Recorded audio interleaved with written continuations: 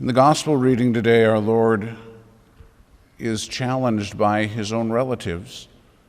And they're saying to him, go up to Jerusalem, do everything publicly. Hey, if you want to be known, just don't do things in private. You got to let people see what you're doing. They, of course, knew that if he did that, he would be killed. But we're told that they didn't believe in him. We know that. Have to remember, Nazareth was founded by a little group of people who, based on the prophecies from the Old Testament, knew exactly which families, the group of them, which families the Messiah was going to come from. And so they started a little town. But of course, rather than rejoicing when the Messiah was born, you get all of the pride that gets in the way, the jealousy and the envy. Why isn't it my kid who's the Messiah? So they knew that it was going to be from this little group, but of course each one wanted it to be their own. And so instead of rejoicing in the one who is the Messiah, they got upset because it wasn't their child. Human nature kicks right in. So we need to look at what our Lord said, however. So these people didn't have a good intent. That's beside the point. The Lord tells them that his time has not yet come. But he said, my hour is coming but the world doesn't accept me because I convict the world. I tell the world that it's evil. But then he said, for you, your time is all the time, because the world doesn't have a problem with you. So now you have to ask yourself, does the world have a problem with me? Do I fit in with the world? If that's the case, then we're not fitting in with the Lord. If that's the case, we're giving the Lord lip service, but our hearts are far from him.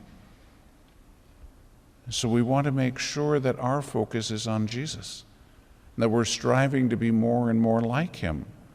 Again, that doesn't need to be in all kinds of ostensive ways. It means internally to be united with him, to be rejecting the things that would lead us away from God. And right now, the world that we live in is filled with things that are going to lead us away from God. And so we need to be saying no to those things. And we have to be honest with ourselves. Most of us try to find some kind of compromise with the world. How can I fit in? Because I don't like being rejected. Well, if we don't like being rejected, then we're not going to follow the Lord very well, because that's exactly what happened to him. So it's not easy to live this Christian life. But are we trying? Are we striving to do that? Not just a little bit, with our whole life, 24 hours a day. Making sure that it's a life of prayer, making sure we're truly striving to serve the Lord. Look in the first reading and you ask yourself, well, would God actually save me if I was thrown into the lion's den? Would he send somebody like Habakkuk to bring me some food if I was in the lion's den?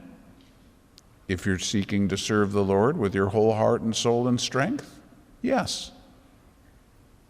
If you're just sort of kind of, I'll go to church and live like a pagan the rest of the time, no.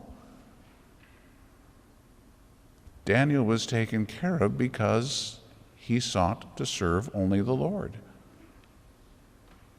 So again, we can look at that within ourselves and ask, is that what I really want to be doing? May not be there yet, but if we're on the road that way, we're moving in that direction, that our focus truly is the Lord, and we're striving to unite ourselves with him in our disposition, in our thoughts, in our actions, and so on, then we're on the right track. But if we're looking instead and saying, no, I need to fit in. I need to be like everyone else. I need to be accepted. I can't not do that. Well, then we've made a choice. We made the choice that God is second and the world is first. And And if that's the case, the Lord's going to look at us and say, your time is any time, just like he said to his own relatives. So are we convicting the world of evil, or are we giving in to the evil? And granted, it's not horrible things that we're giving into. Maybe we're not giving into mortal sins, I hope not. But where are we giving in those little ways that we know we shouldn't?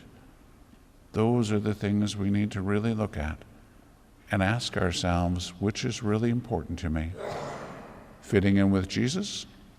Fitting in with everybody else? Because that's the choice each one of us has to make.